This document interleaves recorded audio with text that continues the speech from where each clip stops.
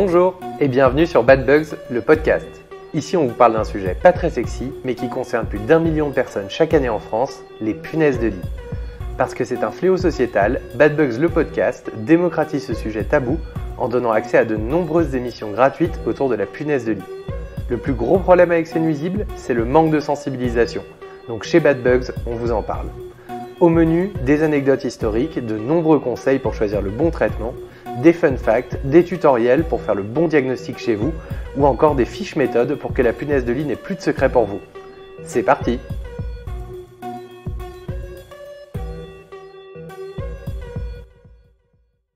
Ah, les punaises de lit, cet indésirable colocataire imprévisible que personne ne souhaite, pas même à son pire ennemi.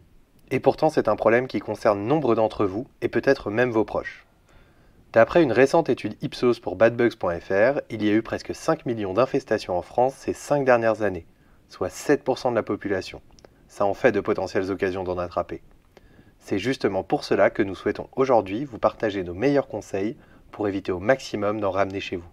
Voyons ensemble les situations au cours desquelles vous avez le plus de chances de ramener des punaises de lit chez vous. Nous verrons ensuite comment bien se protéger quand vous êtes dans une de ces situations à risque.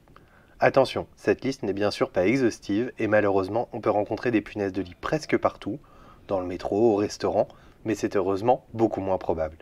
Commençons par la principale situation à risque, les voyages. C'est bien sûr la cause la plus fréquente des infestations de punaises de lit. Toujours selon cette étude, ils sont soupçonnés d'être à l'origine de l'infestation dans 44% des cas. Que ce soit dans le logement temporaire que vous utilisez, les hôtels, Airbnb, les maisons de location par exemple, ou lors des transports entre deux destinations, et notamment en train, en avion, en taxi ou en covoiturage. La seconde cause la plus courante, vos proches et vos voisins, avec près de 30% des infestations. Malheureusement, il faut parfois un certain temps avant de comprendre que l'on est infesté par des punaises de lit. Et pendant cette période d'incubation, ou autrement dit de développement de la punaise, vos proches peuvent continuer à vous inviter chez eux ou à venir chez vous sans prendre de précautions particulières. C'est à cet instant précis que vous êtes potentiellement confronté à ce problème sans pouvoir agir. Il est aussi courant, 20% des cas tout de même, de découvrir des punaises de lit à l'occasion de l'emménagement dans un nouveau logement, soit parce qu'il était déjà infesté avant votre arrivée, soit parce que le camion de déménagement était touché, ou encore lors de la livraison de nouveaux meubles par exemple. Quatrième et dernière situation à risque, les achats d'occasion, qui sont soupçonnés dans 10% des cas. En ce moment à Paris, et dans les autres grandes villes, beaucoup de foyers sont infestés.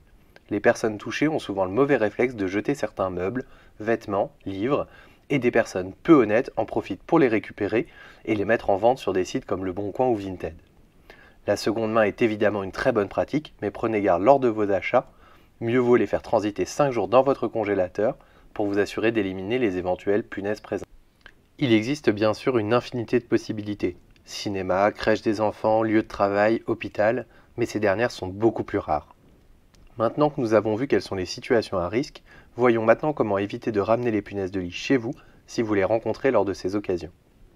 Les traitements contre les punaises de lit sont souvent longs, complexes et très difficiles à supporter chez certaines personnes. L'idéal est donc d'éviter de ramener des punaises de lit chez soi ou chez les autres en adoptant quelques bons réflexes. Il n'existe malheureusement aucune méthode fiable à 100% pour éviter la contamination par des punaises de lit, cependant un certain nombre de gestes de prévention peuvent vous éviter bien des problèmes. Alors, que faut-il faire lors d'un voyage ou d'un séjour à l'hôpital ? Inspectez systématiquement la tête de lit et le matelas lorsque vous vous installez dans une chambre à la recherche de traces de punaises de lit. Les plus courantes ressemblent à des petites taches d'encre, ce sont en réalité des déjections. Pour en savoir plus, consultez notre page dédiée à la détection des punaises de lit. Ne laissez pas non plus traîner votre linge sale, n'utilisez pas les dressings et maintenez votre valise fermée lorsque c'est possible.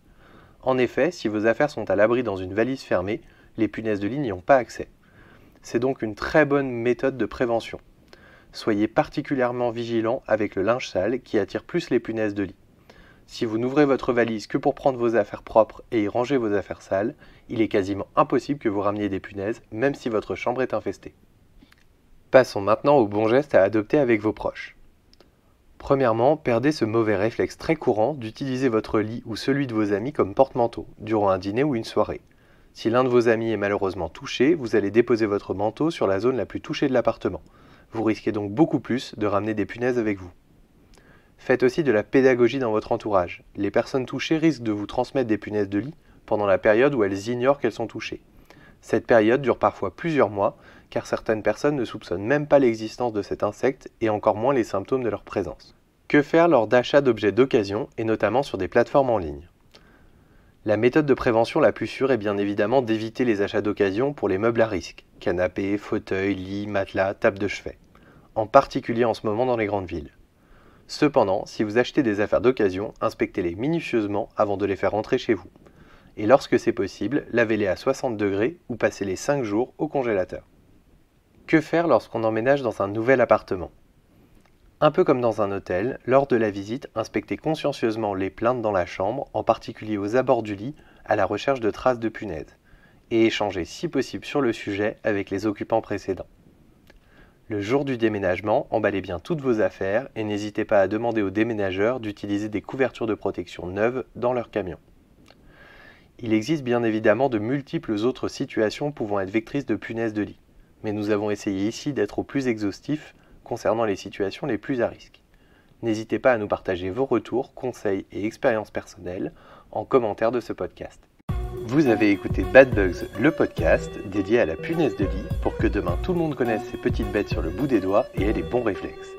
N'hésitez pas à nous partager vos réactions en commentaire. Retrouvez l'ensemble des liens utiles et des articles d'approfondissement dans la description. En attendant les prochains épisodes, n'oubliez pas d'aller faire un tour sur nos réseaux sociaux ou sur notre site badbugs.fr. À très bientôt!